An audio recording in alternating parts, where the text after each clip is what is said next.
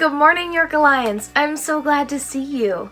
This week, we have an update first from Pastor Brian about what this week is going to look like and the next couple weeks and what the next couple months are going to look like. Because of COVID, things are changing, as I'm sure that you know. But he's just going to give us an update as to what that's going to look like and what we can look forward to. Here's Pastor Brian. Hey York Alliance, Pastor Brian back with you again. First of all, thanks so much for tuning in to the York Alliance Weekly each week. This is a great way for us to stay connected to one another as we journey through this season. Great way for us all to have the same information. And so thanks for tuning in, and make sure you're letting friends and other York Alliance family members know about this tool. It's a really important way for us to stay connected. I have a bunch of updates for you today, 4 different things that I want to update you on, and so let me move through them as quickly as I can. First of all, for those of you who tune in to this YouTube channel on Sunday morning for the streaming church service, I told you this past Sunday was going to be a bit of an experiment as we broadcast for the first time from our zone worship gatherings. And I told you to tune in at 10:30. Some of you did, and you were not able to see anything right at 10:30. I think it was a little after 11 before we were actually up and moving. We figured out what the problem was. There was a bit of an uploading challenge with YouTube, but we will be now ready to go at 10:30 each Sunday morning. And so tune in at 10:30. We'll continue that going forward, and it will show up as a live event. So you're going to see that in your email feed if you're subscribed and get notifications, or when you open it up, you're going to see that it's a live feed at 10:30. And then, of course, through the rest of the week, you can access that as you always have been able to throughout the rest of the week. So that's the first thing. The second thing is that next Wednesday is First Wednesday, the first Wednesday of August. And First Wednesday is a vitally important time around here as we gather to worship and pray and to connect our hearts with the Lord. And this First Wednesday is especially important. This is going to be an extended worship time where we're going to take an evening with a full worship team and really a full expression of worship to Jesus. As we've journeyed through this pandemic and all of the uncertain things that have been happening around us, it's so important for us to recenter our hearts on worship.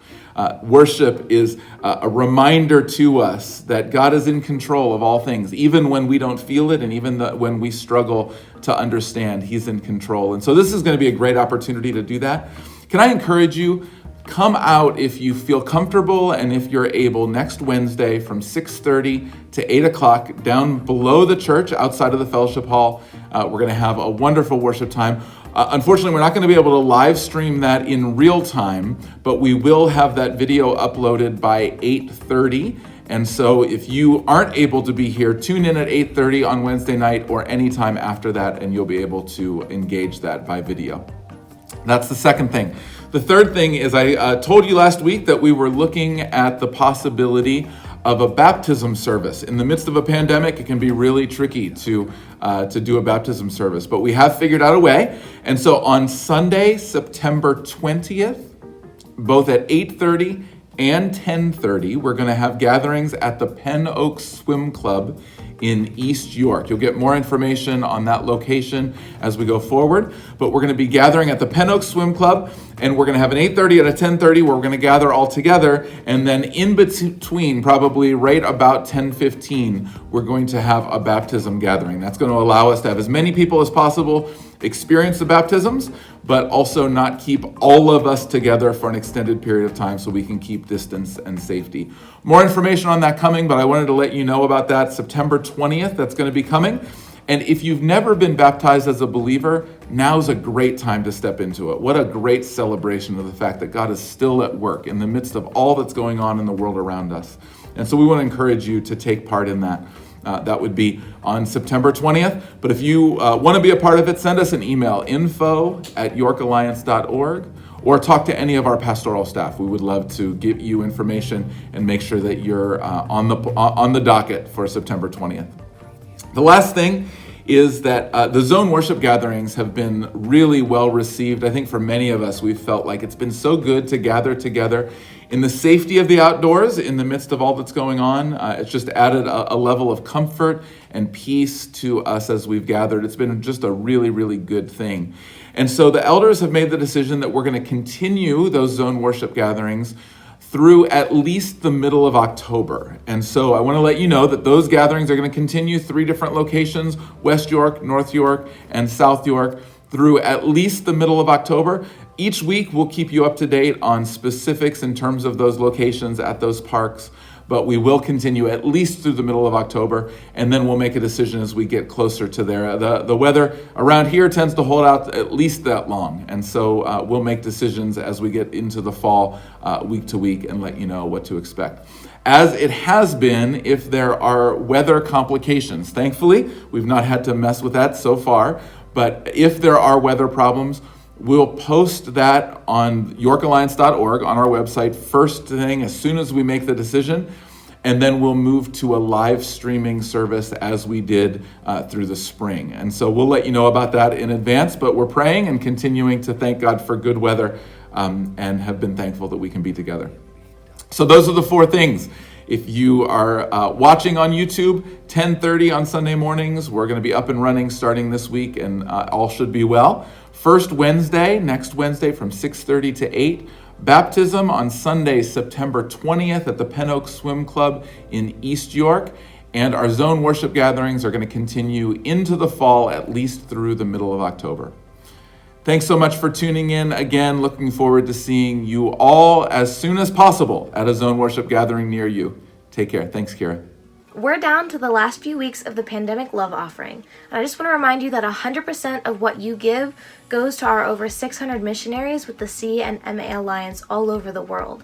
We give to them so that they can continue to serve the people around them in the hard places where God has placed them. These last couple weeks are going to be your chance to encourage them with your giving and to encourage them with your prayers and see how God uses that in amazing ways. Check out this next video to see how your giving impacts the world around you.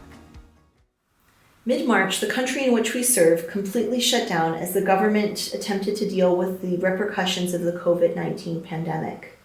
We were confronted with curfews, restricted mobility, and weeks of being confined to our homes. While our community centers had to shut down, our outreach certainly has not. Our English classes have moved online. The clubs that we hold in order to encourage those who are seeking truth have moved on to Zoom. Meanwhile, our clinic staff has continued to serve the local community by doing house visits and delivering medicine to those who are chronically ill. Our local partners and ourselves have been very creative in finding ways to deliver food to those who would otherwise have gone hungry during this time.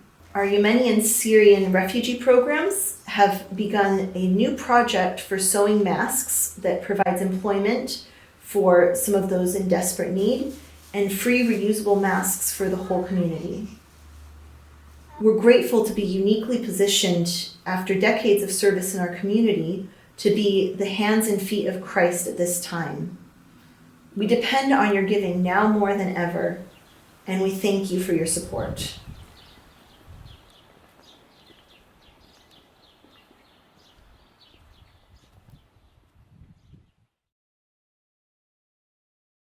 This week, we have our encouraging story from Belinda Jackson.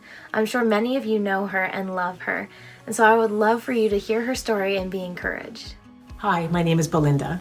I work in the church office, so I've had the privilege of connecting with many of you during this time. I just wanted to share a few of the ways that God has blessed me during this COVID season. A few years ago, I had an organ transplant, so that puts me in the high-risk category. So when we went to the red phase, I wasn't sure if I'd be able to continue doing my job, because most of my job requires me to be in the physical office space. But God provided. He provided a way for the rest of the staff to work remotely while I stayed safely in the office. When the decision was made to start having worship services in parks, I figured it would be too risky for me to attend any of those, and I would continue watching the live stream. But the elders decided to designate one of the gatherings for high-risk people, where we would wear masks, but we could be worshiping with other people, which was truly a blessing to me. One Sunday morning at the service at William Keane Park, we were in a pavilion that sat high up on a hill. I could really sense God's presence there as felt like he was raising us up to sing out over the park and bless the people that were there. It was something we hadn't even planned to be doing. So as we sang the words, "Ponder anew what the Almighty can do," it brought me to tears to realize that God knows what we need, and He provides for each one of us. Although these are difficult times, it's clear that God is working, not only in my life, but in our church body. If you have a story to share, please contact us at the church office because we'd love to hear more stories. It's clear that God surely knows the needs of each of His children. I'm so thankful for our church family as we journey through this season together.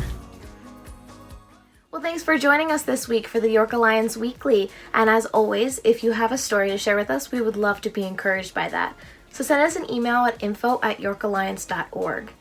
You can stay tuned here to keep up to date with what's happening with York Alliance. And next week, we've got a special update from the student ministries about their time in Connect. God has been working, and I'm so excited to continue to share this with you and share my heart and the York Alliance family heart. So please stay engaged, stay encouraged, and I can't wait to see you on Sunday.